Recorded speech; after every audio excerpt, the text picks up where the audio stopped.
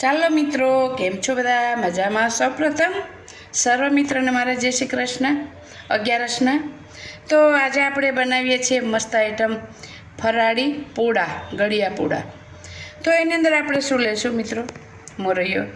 અને આપણે એકદમ મસ્ત રીતે ઝીણો બિલકુલ મિક્સરમાં દરી નાખવાનો છે, બરાબર. પછી લઈશું આપણે 8 થી 9 બદામ, એકદમ આપણે જો પાણી નાખીને મસ્ત પીસી નાખી છે, જેથી કરીને પૂડા કરવામાં તમારે તકલીફ ન પડે અને આપણો પૂડો ફાટે નહીં, અંદર કણી ના રહેવી જોઈએ, એટલું મસ્ત પીસી કાઢવાની. પછી લઈશું આપણે 2 ચમચી, આ 2 ચમચી લીધો છે આપણે આરાનો લોટ, બરાબર.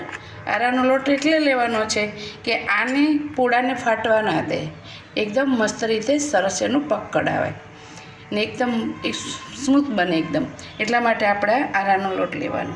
અને એની અંદર નાખવાનું છે હાફ બટાકો મોટો, એકદમ ખમણી નાખવાનો એને, તો એનો કંઈક સ્વાદ જ અનેરો છે. અને બીજું મિત્ર, એમાં ઇલાયચી નાખી શકાય છે, પણ મેં નથી નાખી, એકદમ વાટી બારીક કરીને આપણે કરવાનું છે. તો ચાલો મિત્રો, આપણે દરી નાખીએ મોરૈયો, પછી આગળ આપણે પ્રોસેસ જોઈએ.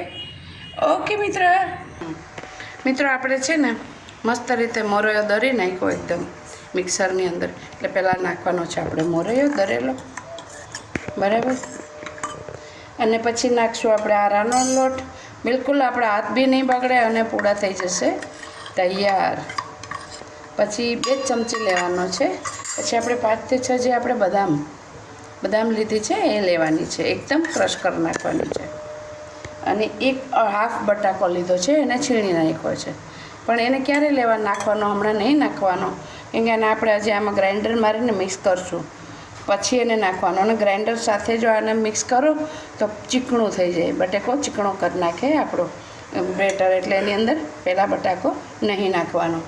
ને નાખવાનું છે આપણે મિત્રો દરેલી મોરસ. તો એ આપણે જે ખાતા હોય એકદમ થોડું ગળ્યું, વધારે ગળ્યું, તો એની અંદર તમે વધારે ઓછી કરી શકો છો.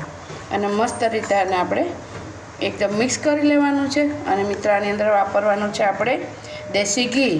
તો મોવણની અંદર ગરમ કરીને આપણે નાખીશું દેશી ઘી. પહેલાં એનું મસ્ત બેટર આપણે તૈયાર કરી લઈએ, કેમ કે બહુ પાતળું નહીં કરવાનું, જાડું નહીં કરવાનું, કેમ કે આમાં પછી મોરસ નાખી છે ને, એટલે એ થોડું ઢીલું કરશે. અને મોરૈયો છે એટલે એને પીસે, એ રીતના આપણે બનાવવાનું છે. ને મસ્ત રીતે આપણા પૂડા થઈ જશે તૈયાર. તો મિત્રો આપણે આની અંદર ગ્રાઇન્ડર મારી લઈએ. અને આ 3 ચમચા દેશી ઘી આપણે આટલો છે ને, આ 3 ચમચા દેશી ઘી ગરમ કરીને આની અંદર નાખવાનું છે, જેથી કરીને એકદમ સ્મૂથ બને આપણો પૂડો. ઓકે મિત્રો, જો આપણે મસ્ત રીતે બેટર જો આપણે તૈયાર કરી દીધું છે, સરસ. જો ગ્રાઇન્ડર મારીને આ રીતે બનાવવાનું છે, આ રીતે આપણે બેટર તૈયાર કરવાનું. એટલે બધી પ્રોસેસ કરી આપણે, તમે જોઈ, બિલકુલ હાથ આપણે બગડ્યા નહીં, વગર હાથ બગડ્યા આપણા ગળિયા પૂડા થઈ જશે તૈયાર. તો ચાલો આપણે ઉતારીએ પૂડા. કેટલા આપણે ઉતારવા, કેવડા ઉતારવા મિત્ર, એ આપણી ઉપર ડિપેન્ડ છે. ગેસ છે ને મીડિયમ રાખવાનો, નહીં તો બગડી જશે. ચાલો તો આપણે ઉતારીએ પૂડા. ઓકે મિત્રો જો એકદમ સરસ ઇઝીલી ઉતરી જાય છે આપણા પૂડા. જો બિલકુલ મસ્ત રીતે જો સરસ ઉતરી જાય ગળિયા પૂડા.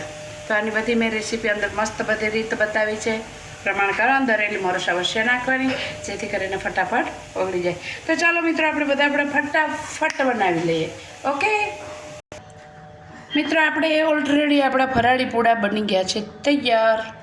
જો એકદમ મસ્ત સોફ્ટ, હાથ પણ નહીં લગાવતો એટલો ગરમ છે, જો છે ને સુપર.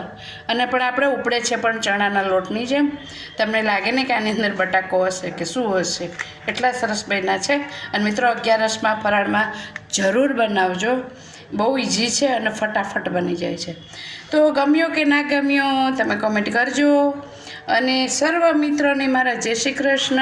લાઈક, શેર, સબસ્ક્રાઈબ મિત્રો જરૂર કરજો. ઓકે.